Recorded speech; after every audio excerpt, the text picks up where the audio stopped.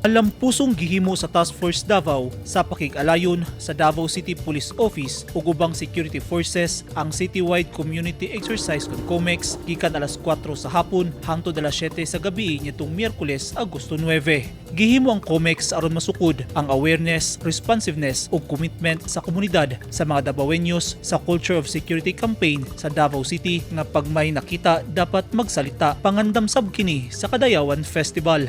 Nakafocus ang COMEX sa 14 ka target exercise areas sa syudad nga gilangkuban sa 6 ka mga hotel o inn, 4 ka parks, 2 ka business establishments, 1 ka mall ug 1 ka public convergence area. Sagad nining mga lugara na himutang sa mga ruta nga highlight sa Kadayawan, Indak-Indak Kadayawan ug Pamulak ug Hudyaka sa Kadayawan. 14 ka mga nagpakaron ingnon nga terorista ang gipakatag sa 14 ka mga target exercise areas nga kunuhay suspects nga magdala og kasamok sa syudad.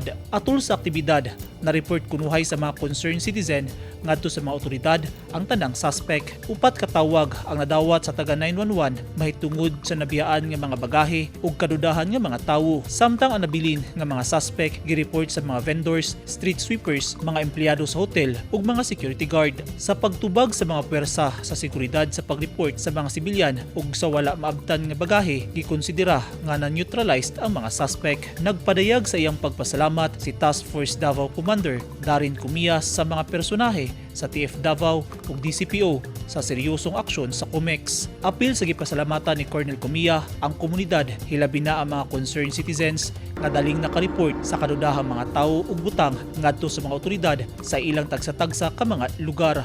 Sa 100% reporting rate sa suspicious looking individuals ug sa unattended baggages atol sa COMEX, masulti ni Cumia nga nagpabilin ang culture of security sa katawhan sa Davao City.